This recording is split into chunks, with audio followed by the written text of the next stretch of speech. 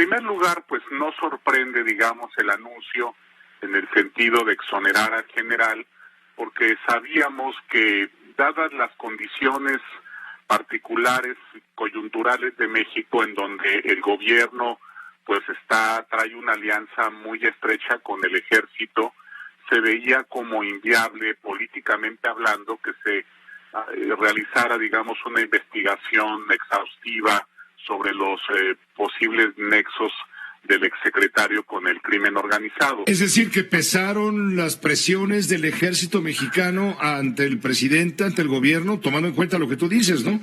Que el gobierno de la Cuarta Transformación pues está muy apoyado por las Fuerzas Armadas que, pues ya lo sabemos, no lo voy a repetir, hacen de todo y el empoderamiento militar no se cuestiona.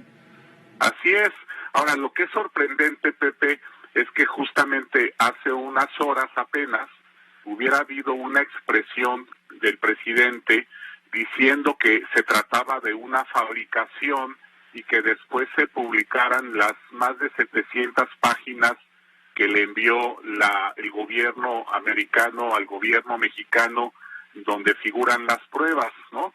Y en donde al parecer justamente sucede lo que tú mencionas, que la evidencia que figura en ese expediente en contra del general Cienfuegos es muy endeble, ¿no? Ahora, mi impresión, Pepe, como analista de seguridad y exfuncionario público, es que muy posiblemente el expediente que mandaron los norteamericanos era un expediente trunco, un expediente cercenado, digamos, en sus partes fundamentales. ¿Por qué nos mandarían ellos un expediente cercenado, incompleto? Por una razón, me parece a mí muy obvia en materia de inteligencia, y es que los estadounidenses no pueden revelarle a México los métodos con los cuales ellos recolectan inteligencia acá. Si ellos pusieran la evidencia más importante por informantes, por intervenciones telefónicas, por testimonios o informantes que colaboran sistemáticamente con la agencia, obviamente eso pondría en peligro toda esa red, digamos. Pues antes de entrar en materia con el caso Cienfuegos, pues quisiera justo hablar que esta declaración de la Fiscalía, esta decisión que está tomando es sin duda pues uno de los momentos clave que están mostrando lo que es la Fiscalía a 2 años del nombramiento de Alejandro Gertz Manero como fiscal general de la República. El lunes cumple 2 años de gestión y sin duda alguna estos 2 años nos han mostrado 4 elementos principales. El primero de ellos es que Alejandro Gertz Manero llegó a la Fiscalía no con el propósito de transformarla, sino con el propósito de reinstalar la antigua PGR, junto con pues todas las prácticas que ya conocíamos de esa institución. El segundo elemento que observamos es que la gestión de Gertz Manero no ha sido simplemente la de un fiscal ausente de la escena pública, ha sido sin duda un balance en su gestión negativo. En más de 700 días no ha iniciado la transición de la Fiscalía, no ha implementado el plan de persecución penal que presentó ante el Senado, no se ha instalado el Consejo Ciudadano como contrapeso y pues los resultados hablan por sí solos, ¿no? Se redujeron las investigaciones iniciadas, aumentó el rezago institucional, pasó de 66.3% a 71%, y también pues se incrementó la mano dura, el brazo punitivo por parte de la Fiscalía, ¿no? Se incrementaron los casos judicializados con detenido al pasar de 39.8 a 46.5%,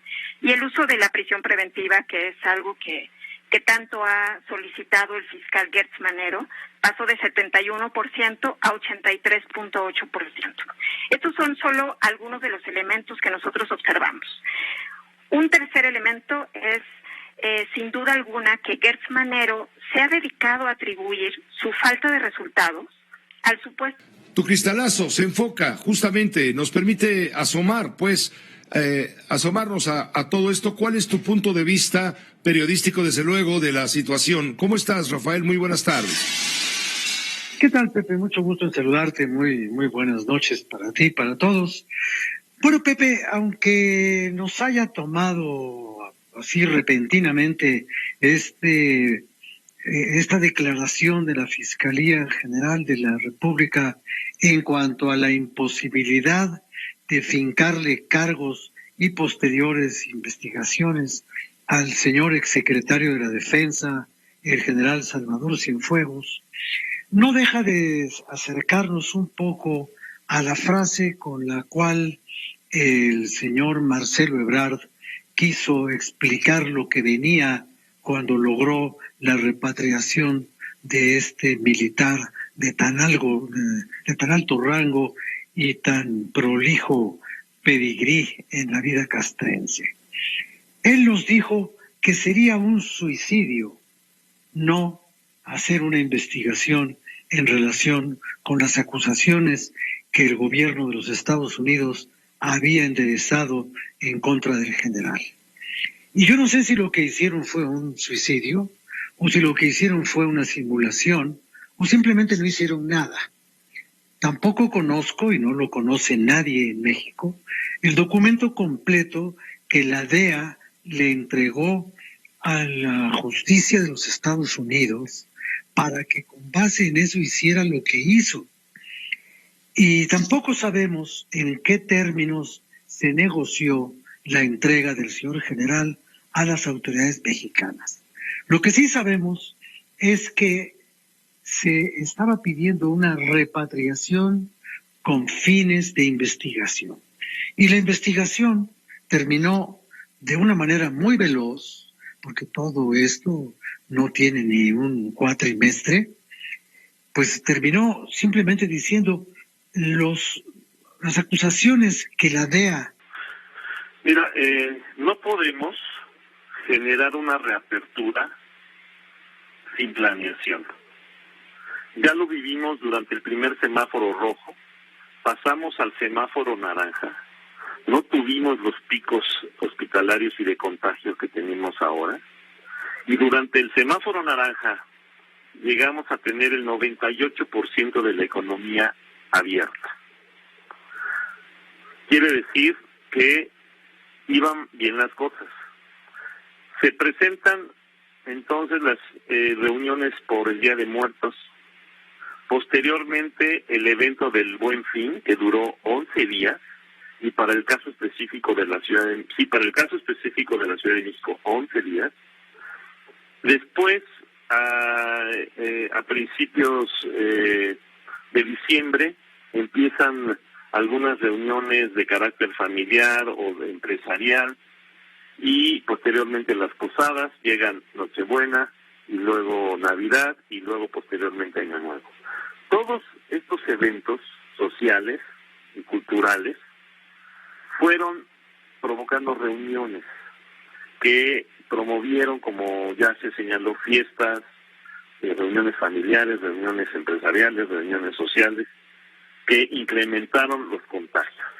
Por eso la señal, no desde ahorita, sino desde antes, de permanecer en casa y de guardar la sana distancia y de no hacer reuniones y no visitar a personas ajenas a nuestro hogar. Esto fue lo que empujó las hospitalizaciones y lamentablemente las defunciones. Ahora, habiendo la economía estado hasta el 98% antes de decretar el nuevo semáforo rojo, solo faltaron varios tipos de negocios: centros de espectáculos, billares, bares